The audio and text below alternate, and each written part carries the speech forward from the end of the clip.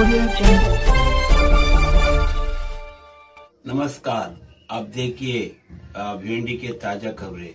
मुख्य समाचार देखिए। जनी समाचार के लिए कुछ वक्त निकाले बहुत मुश्किल से डॉक्टर सुनील भालेराव जी, ये हमारे प्रभाग समिति 3 के उपायुक्त हैं और यहाँ पे जो धोखादायक इमारत है उनके लिए भी एकदम कड़क से कार्रवाई के लिए वो एकदम कटिबद्ध है, क्योंकि इससे पहले कुछ बिल्डिंग जर्जर बिल्डिंग गिरने से बहुत से लोगों की जाने गई। जैसे पटेल कंपाउंड में गए साल में एक बिल्डिंग गिरा था, जिलानी बिल्डिंग, उससे लोगों को पता चल चुकी है कि जर्जर बिल्डिंग और अति धोखादायक बिल्डिंग से कितनी नुकसान होते हैं। वो नुकसान ना हो इसके लिए उन्होंने एकदम कार्रवाई करने के लिए शुरुआत की। चलिए हम आपको मिलाते हैं डॉक्टर सुनील भालेराव, प्रभाग समिति 3 के उपायुक्त। भालेराव जी साहब, ये जो अभी आपने जो कार्रवाई शुरू की है, जो अति धोखादायक करके यार बिल्डिंग के ऊपर स्टैंप यानी जो उसका सिंबल लगा के यार, तो ऐसे आपके एरिया में जैसे प्रभाग 3 में कितने बिल्डिंग है ऐसे अति धोखादायक? प्रभाग 3 के पद्मानगर वार्ड में टोटल 374 बिल्डिंग है और 374 बिल्डिंग में से 181 ये तो C1 में है। C1 यानी टोटल जर्जर, इसमें से लोगों ने रहने का ही नहीं है और वो पूरा खाली करने का है। उसमें उनका लाइट कट हो जाएगा, पानी कट हो जाएगा, नल कट हो जाएगा और फिर उसके बाद में उन्होंने दूसरी जगह जाना है और वो टोटल बिल्डिंग गिराना ही है और उसके बाद में नई बनाना है। अब जो C2A है उसमें 70 बिल्डिंग है, ये भी अति धोखादायक में है। ये C2A जो है इसमें आपको जो अगर उसका ऊपर का जो लोड है वो लोड कम करने का है, वापस उसको रिपेयर करना है। और जो C2B है उसमें 13 बिल्डिंग है और C3 में कुछ नहीं है। तो ऐसा ये टोटल 374 बिल्डिंग है पूरे पद्मानगर में। मतलब ये प्रभाग 3 में पद्मानगर एरिया में प्रभाग 3 में ही पूरे 374 बिल्डिंग है। अब ये 374 बिल्डिंग जो है ये पद्मानगर में ये 1960 और 70 में यहाँ इस पद्मानगर में बाहर से लोग आए। कोई आंध्र प्रदेश से आया, कोई कर्नाटक से आया, कोई तेलंगाना से आया, कोई तमिलनाडु से आया, कोई गुजरात से आया, कोई और ऐसे पूरे भारत के पूरा भारत ये भर का जो एरिया है वहाँ से कोई आसाम से आए, कोई बंगाल से आए। तो ये लोग इधर आ गए। इधर आने के बाद में इनका जो पहला जो काम था वो काम क्या था कि हाथमाग था, जो हाथ के ऊपर चलता था। तब वो हैंडलूम था और वो हैंडलूम के ऊपर वो कपड़ा बनाते और वो बेचते थे। अब जब वो इलेक्ट्रिफिकेशन उसका हो गया तो वो इलेक्ट्रिक लूम आ गए।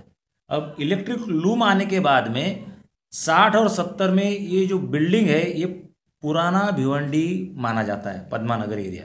और ये जो पूरे भारत के हर जगह से लोग यहाँ पे आके बसे, आपने अभी कहा, तो उसी हिसाब से तो जब लोग बना रहे थे कोई प्लानिंग वगैरह कुछ नहीं, ऐसे ही बना है। तब ये जो है ये पुराना गांव था।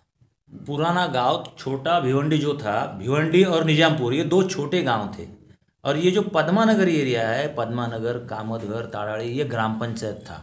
अब ये ग्राम पंचायत के टाइम पे यहाँ पर 1+1 का पहले उन्होंने ग्राम पंचायत से परमिशन लिया।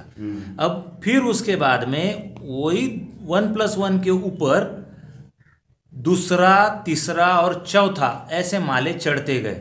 अब ये माले चढ़ने के बाद में ये आज इसको 30 साल के ऊपर साल हो गए, 30-40 साल हो गए। उसको रिपेयरिंग नहीं, उसको कलरिंग नहीं, उसको कोई कोटिंग नहीं, उसको कोई लीकेज रिपेयरिंग नहीं। तो ये सब है। इसकी वजह से ये जो बिल्डिंग जो 100 साल चलने वाली थी उसकी उम्र घट गई और वो 30 साल में जर्जर हो गई। अब ये जर्जर होने का दूसरा एक कारण है कि इसके नीचे जो है, बिल्डिंग के नीचे लूम चलते हैं। अब ये लूम चलने की वजह से वाइब्रेशन जो होता है, ये वाइब्रेशन से भी उस बिल्डिंग का उम्र कम होता है। अब पुराने टाइम पे जो बिल्डिंग बन गई है वो बिल्डिंग सब बिल्डिंग लोड बेयरिंग है। अब लोड बेयरिंग में उधर सलिया नहीं है, जो कॉलम बना बनाया है वो सलिया सड़ा हुआ है, सब कुछ सड़ने के बाद पर्दी गिरी है, सीमेंट खराब है, रेती बराबर यूज़ नहीं किया, और इसके लिए ये जो बिल्डिंग जो गिरने का जो सिलसिला है ये बार बार होते जा रहा है और ये भिवंडी के लिए बहुत ही धोखादायक है। तो इसके लिए मेरा पब्लिक से ये निवेदन है कि लोगों ने जल्दी से जल्दी ये अति जर्जर जो बिल्डिंग है वो खाली करके नया बिल्डिंग बनाओ, या तो फिर उसको स्ट्रक्चरल ऑडिट करके रिपेयरिंग करो, और रिपेयरिंग करने के बाद में फिर उस बिल्डिंग में रहने को जाओ। तो उसी हिसाब से ये जो एरिया के अंदर ऐसी समस्या है, कोई 100 बार जागा लेके यानी 900 स्क्वायर फीट जमीन खरीद करके उसमें 600-700 घर बना है। अभी उस चीज़ को गिराएंगे तो नगर पालिका के तरफ से, क्योंकि जो परमिशन की जरूरत रहती है, एफएसए का प्रॉब्लम रहता है, सब रहता है, तो पहले कैसे भी बना लिए, तो अभी नगर पालिका उनके लिए क्या संदेश देना चाहती है? अब नगर पालिका ये संदेशा देना चाहती है कि अभी एफएसआई बढ़ गया है और वो एफएसआई बढ़ने के वजह 6 का एफएसआई दिया हुआ है, तो वो ज़रा कंफर्म करके 6 का है या कितने का है, वो बढ़ने के लिए तुमको वो परमिशन मिलेगा और वो परमिशन के हिसाब से आपको बिल्डिंग बनाना पड़ेगा। तो इसके अंदर जनता के अंदर ऐसी भी चर्चा है, अभी 100 बार किसी का है, 50 बार किसी का है, कोई बना लिए डबल टिबल, तो वो लोग का ऐसा जनता के अंदर चर्चा है। तो ये जो 2-3-4 माल की जो जमीन है, यानी कोई एक नंबर घर पट्टी है तो किसी का 2 नंबर, ऐसे 10-12 घर पट्टी वाले अगर एक जगह पर आते हैं तो आके अगर वो लोग पूरा सब लोग डेमोलिशन करके अगर ऐसे ही नगर पालिका का जो पैसे के हिसाब से बनाना चाहते तो उनके लिए नगर पालिका क्या मदद कर नहीं, उनके लिए नगर पालिका पूरा सहयोग देने के लिए तैयार है। हम कभी भी ना नहीं बोलेंगे। आप बराबर सही ढंग से कारपोरेशन की तरफ आओ, एप्लीकेशन करो, आपको परमिशन मिल जाएगी और परमिशन मिलने के बाद में आप बांध दो। तो ये 10-12 लोग मिलके अगर नगर पालिका के पास आते हैं तो 10-12 लोगों का प्रॉपर्टी अलग अलग है, अभी उस प्रॉपर्टी को एक ही जगह पे जमा करके कोई गार्डन बनाएंगे, वो जो जैसे नहीं भी कर लगा हो, सकते, कर तो सकते। उसके लिए नगर पालिका पूरी तैयारी है उनको मदद करने में। पूरी मदद करेगी, महानगर पालिका पूरी उनको सहयोग देने के लिए तैयार है और वो हमारे पास आए और हम उनको पूरा सहयोग देंगे। तो जो ये 10-12 लोग हैं सब लोग मिलके आके आपके पास तो उनको मार्गदर्शन आप देंगे? बिल्कुल बिल्कुल, कोई उसमें कोई गुंजाइश नहीं, हम उनको पूरा सहयोग देंगे और उनको बराबर वो उनका सही ढंग से सेटलमेंट होने के बाद वो सही ढंग से बिल्डिंग अगर खड़ी होती है और वो उसको परमिशन मिलती है, अगर वो लीगली बांधते हैं तो उसके लिए हम पूरा सहयोग देने के लिए तैयार हैं। तो अभी एक्चुअली अभी मेन अभी कितने बिल्डिंग अभी का शुरू है, मतलब खाली करने का अभी एकदम इमरजेंसी में खाली करने का जो बिल्डिंग है वो एक्चुअली 181 C1 में है। 181 बिल्डिंग C1 में है, ये भी डेंजरस है, और 70 बिल्डिंग है, ये भी डेंजरस है। ये दोनों हम इमरजेंसी में खाली करेंगे।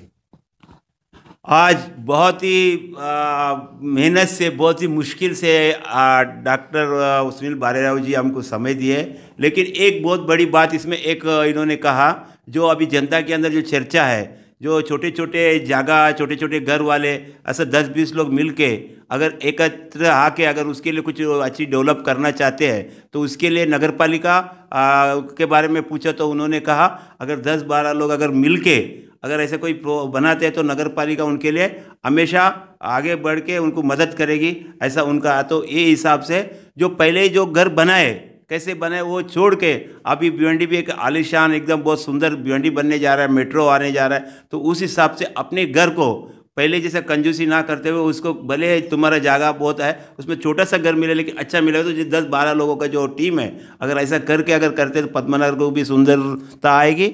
और बालेराव साहब ने अभी एकदम अपने सामने वचन दिए कि ये सब लोग मिलकर अगर मीटिंग लेके अगर उनको प्रोग्राम लाते हैं तो वो पूरा पूरा सहयोग करने के लिए तैयार है। भी हो जाएगा, वो भी लीगली भी हो जाएगा, एकदम सुंदर हो जाएगा, लोग कहते हैं ना भिवंडी और सुंदर भिवंडी होएगा।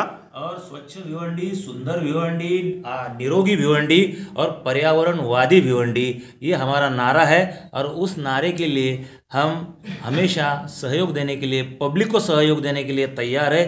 पब्लिक ने सिर्फ सामने आने की ज़रूरत है।